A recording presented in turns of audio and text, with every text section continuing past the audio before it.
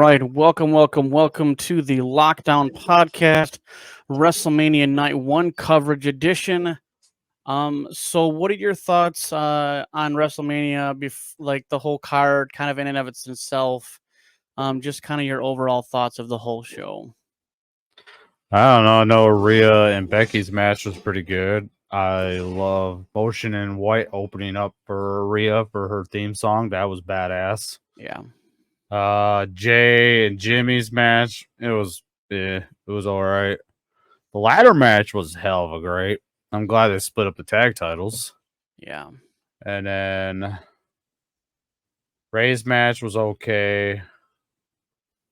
The Roman and Rock and Cody and Seth, that match was all right, but we already knew where that shit was going.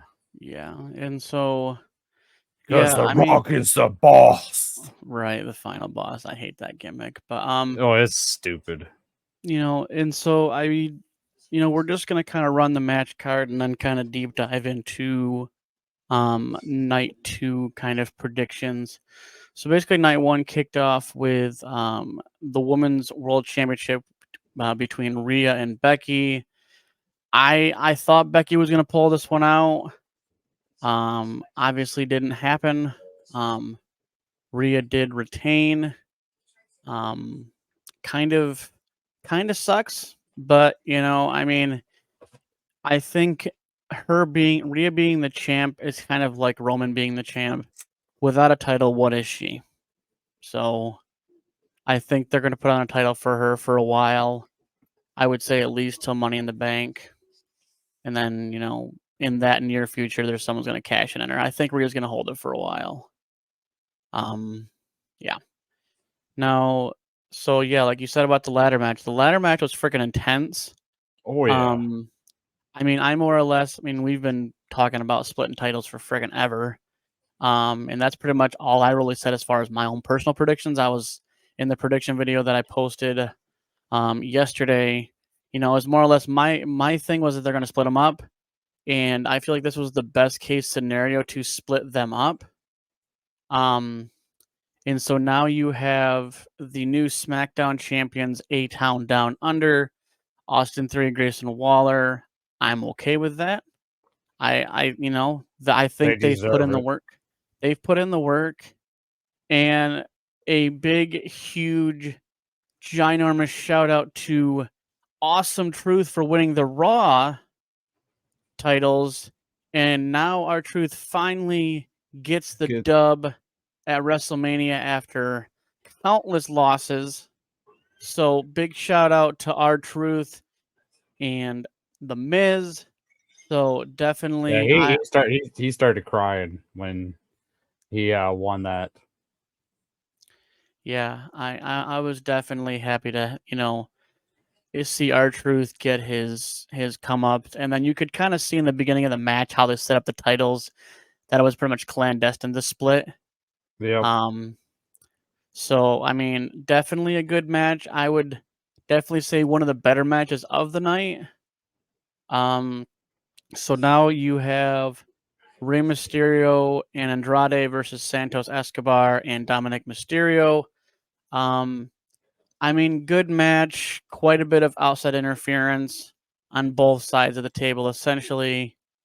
But Rey and Andrade pick up the dub on that. Finally, another nice, wonderful loss for Dominic Mysterio. Thank God.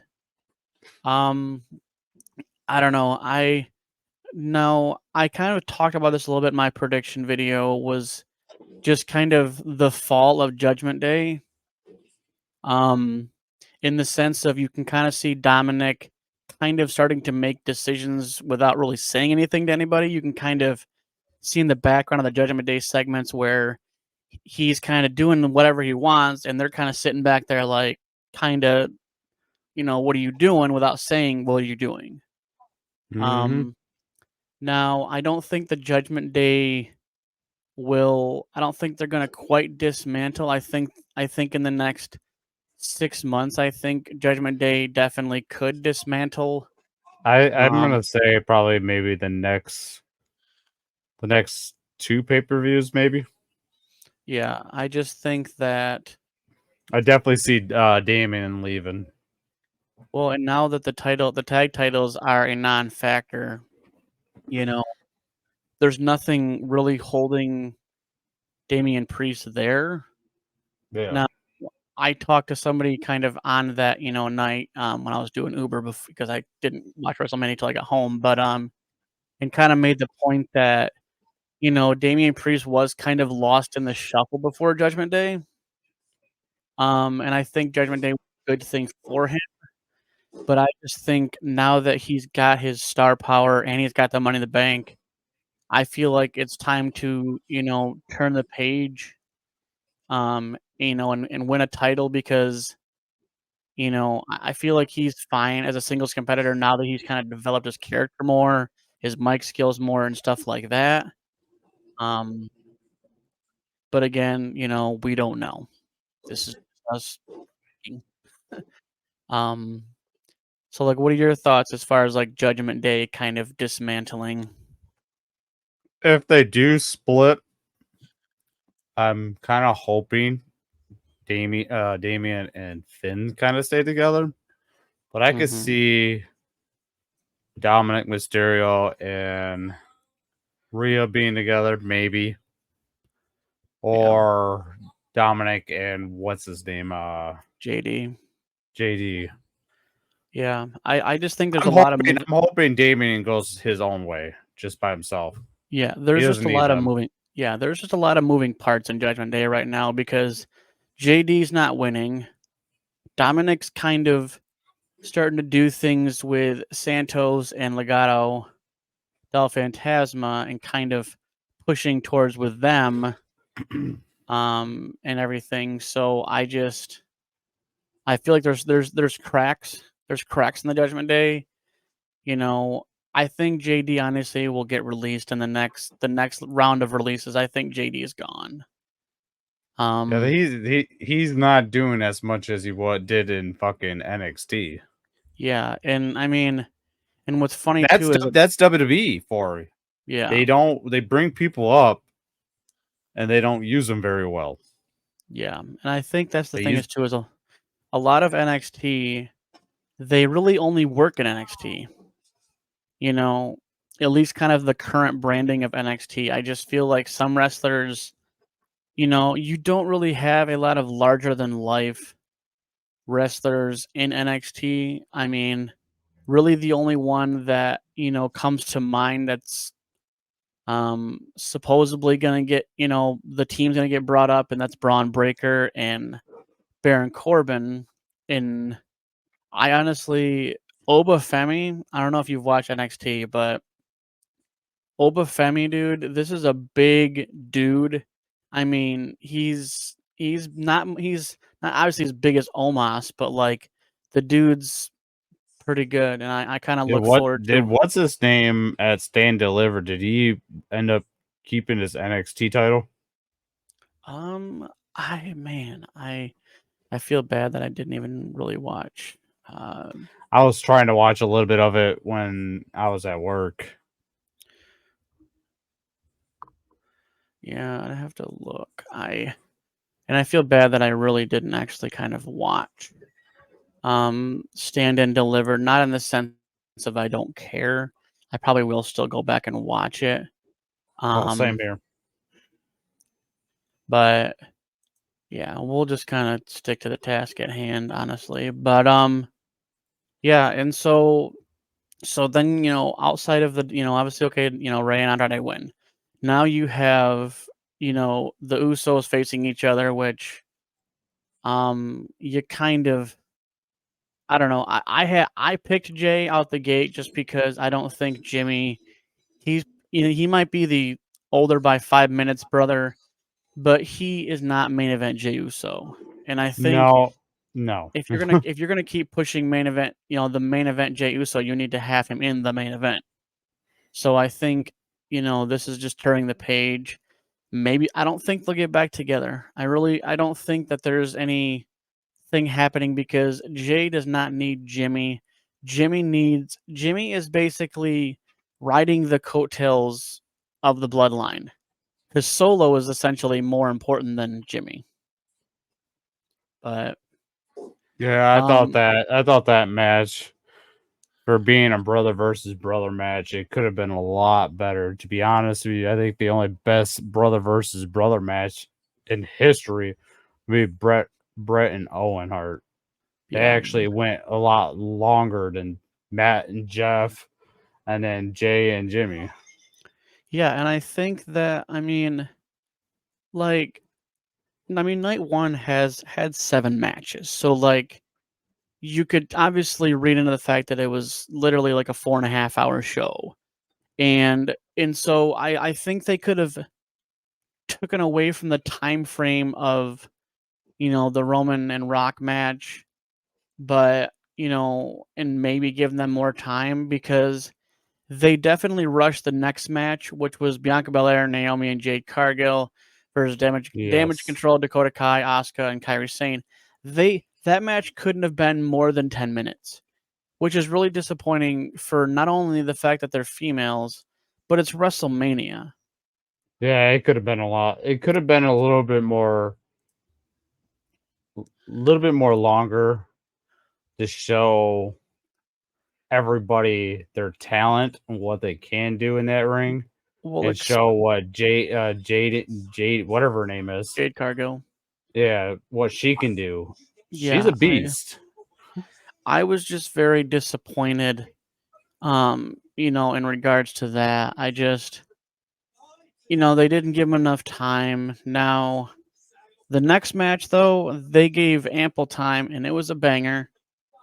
Definitely, I think honestly, this is probably on the level of, I think was it last year or one of the years prior, and it was Gunther versus what's the stinking red haired guy? Oh my gosh, Sheamus. Sheamus. Yeah, when they had that match, definitely up there with that. Well, that was Um, at was it Clash? Because it wasn't one of the other PLEs outside of. it was a Clash of the Castle. Are you sure? Because I don't think that Gunther was a lot outside of the country on some of those PLEs that were outside. Yeah, it was Clash of the Castle. Okay, might have been okay, but Well, yeah, let me look it up on my phone. yeah, because I feel like it wasn't. Because I feel like Gunther was having the like visa issue or something. But yeah, definitely like I had Gunther continuing his reign. But dude, Sammy fought through it. Absolutely fought through it. And now you have the new Intercontinental Champion, Sammy freaking Zayn. Yep, it was Defin class. It was a Clash of the Castle. Okay. Yeah. So definitely happy for Sammy to I He definitely think deserves it. it was cool that Chad Gable basically just amped that dude up. I was hoping to be a triple threat. I think that Backlash will be a Intercontinental is gonna be defended at Backlash, and maybe he goes against Chad Gable. Well, Gunter does That, have a rematch. yeah, I think it's funny that the secondary titles have rematch clauses, but the main championships don't. Oh, I know. But then again, they still do have rematches, even though they're not technically in the clause. But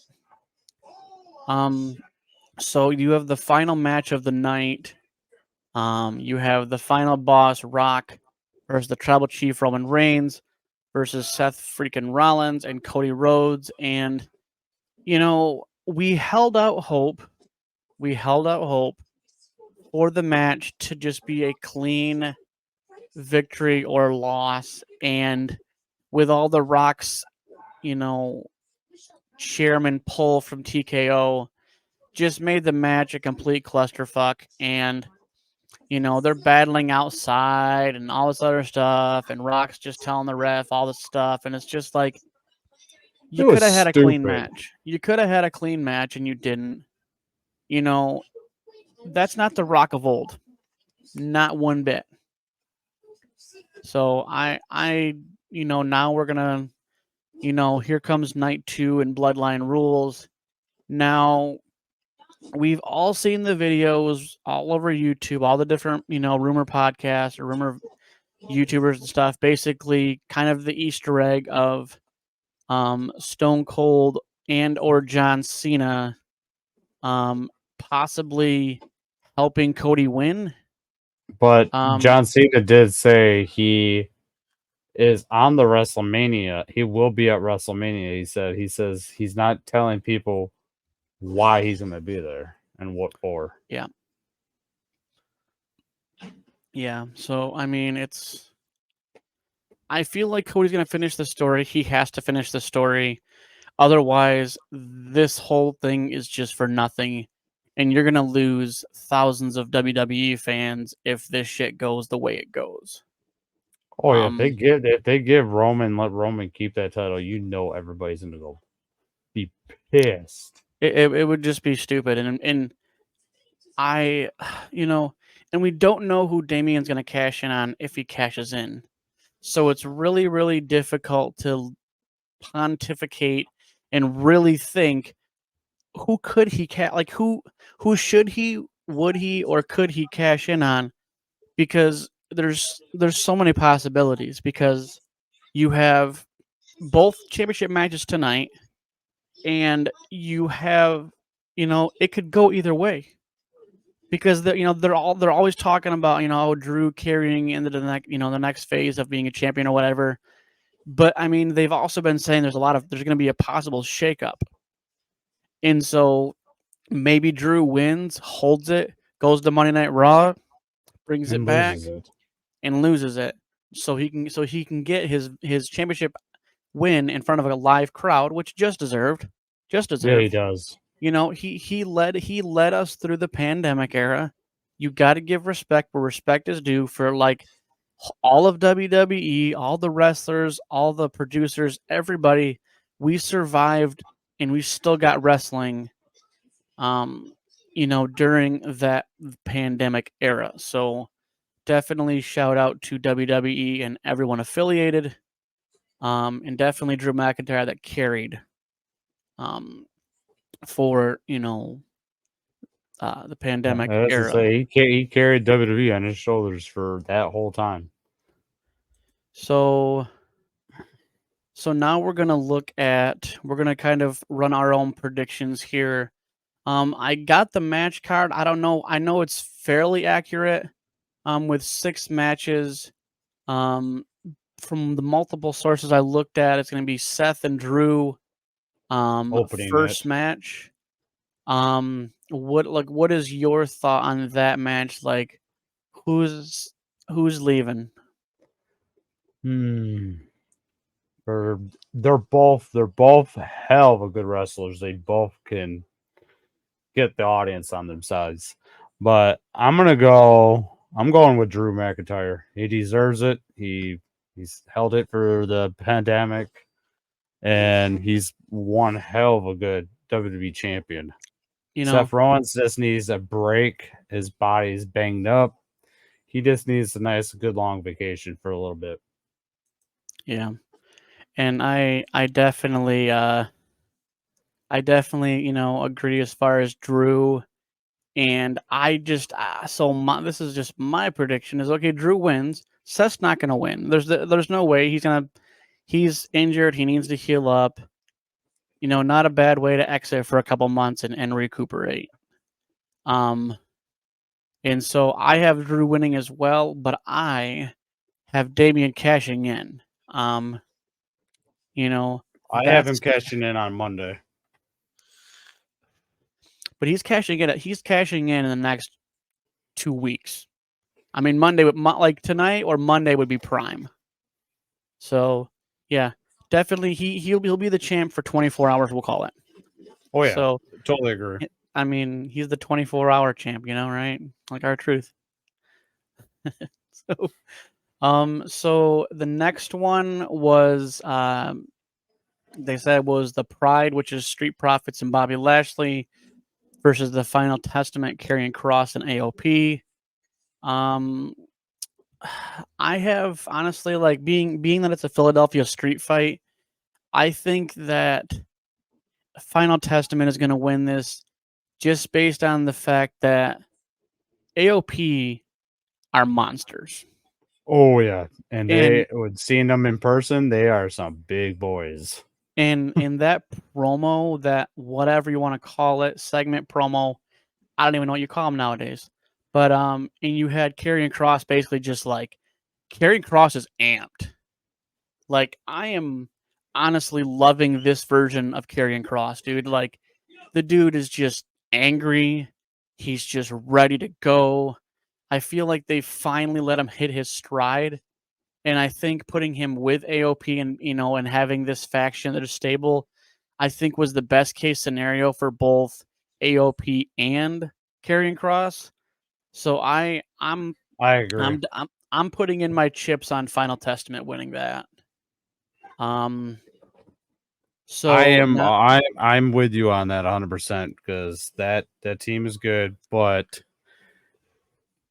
if the way the women's 6-man tag whatever last night how that went, hopefully this match actually lasts a little longer than theirs. oh yeah, dude, this is a Philadelphia street fight, man. It's it's gonna be all over that freaking stadium. I wish that they had street fights that were like count out like anywhere count out.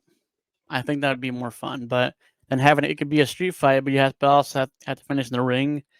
I feel like that, counts and it counts fall anywhere. I feel like that'd be a better, but you know, either way, Final Testament is getting the dub and solidifying Definitely. themselves. Um, Definitely. so now you have LA Knight versus AJ Styles, which this has been a crazy build to this match.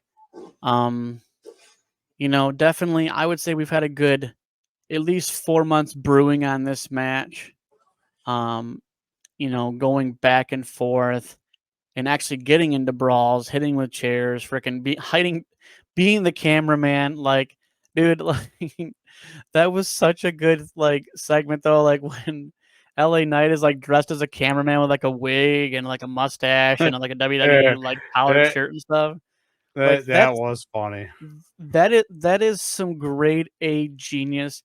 And we'll give credit where credit's due is that Triple H is a genius. Okay. He is gonna push us to heights that the man we can't say his name, the man we don't speak of, right? Yep. He's out of business and now it's Triple H's game, pun intended. So I Oh yeah. Oh, so I'm so amped, and I'm loving the product.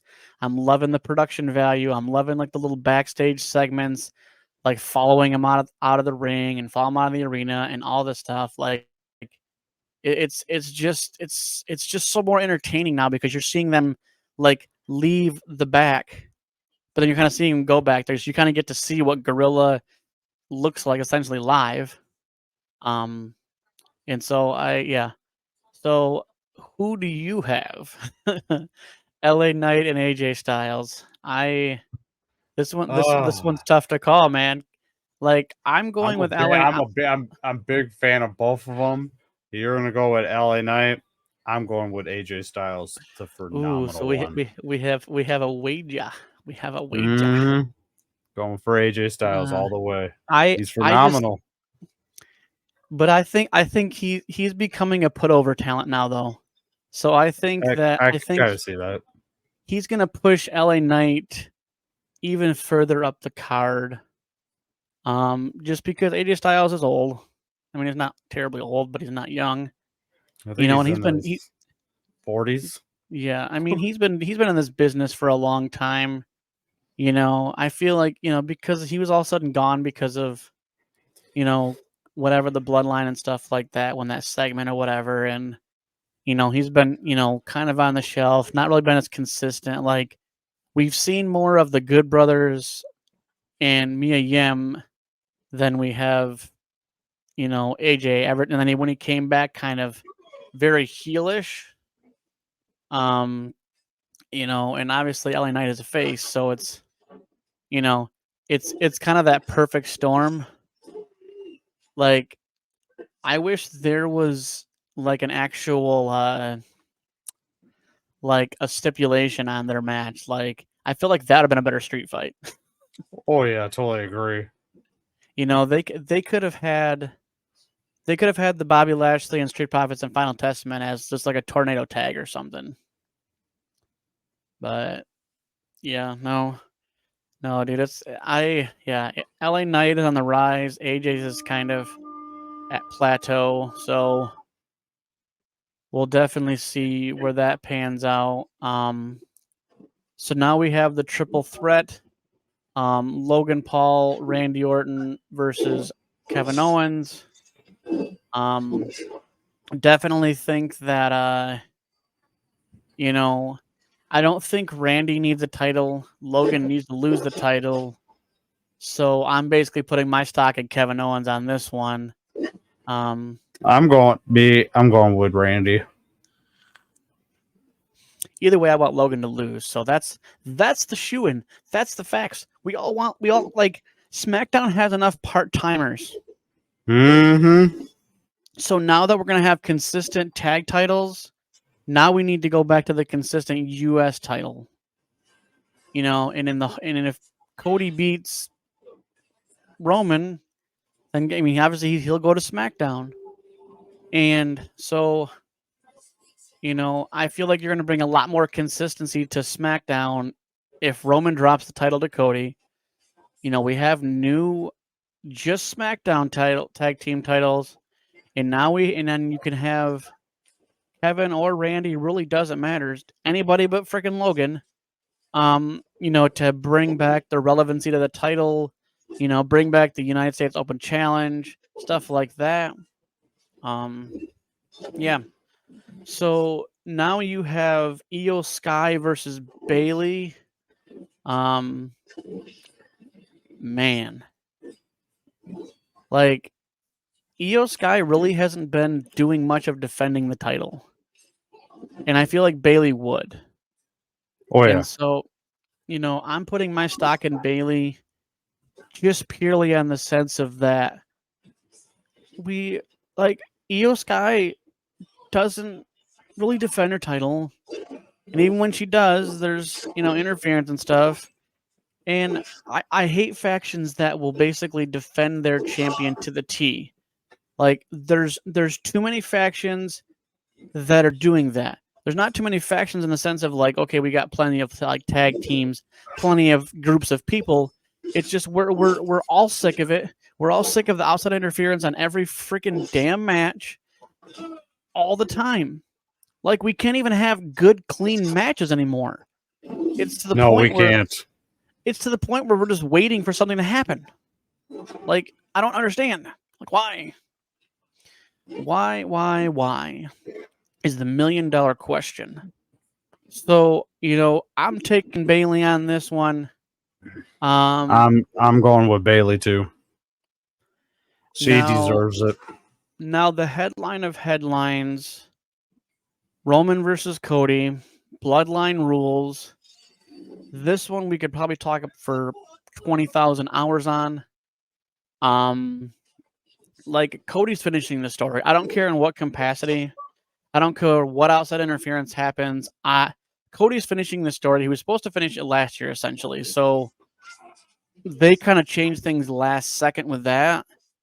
So I think, given the fact that Triple H is trying to push us into the next flow of WWE, I'm taking Cody 100%. There's gonna be outside interference on both sides, but Roman's goons and Seth Rollins Cody pals. too. Oh well, we're all there, man. Undeniable. I had this on last night, and I'm gonna have it on again. I was driving around doing Uber with my main event Jey Uso shirt. But yeah, so I mean, we're about a half an hour away from WrestleMania Night 2.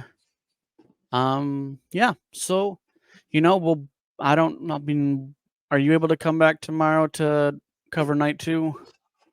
I could try. Okay, we can probably do it before Raw. But It all depends on. I know my scheduled timeout is like 5:00 at work. okay. Well, I don't know how long we'll be done because it's only three of us now. Yeah, freaking damn store you work at that we can't name. But yeah, I don't even want to spit the stupid name. You don't deserve to get any credibility on this podcast. No. If you try to sponsor us, I don't want it. I don't want. Ugh. But all right. Well, so we will see you guys tomorrow. I hope you guys enjoy WrestleMania Night 2. We're about T-minus 30 minutes away from that. Yep. Peace.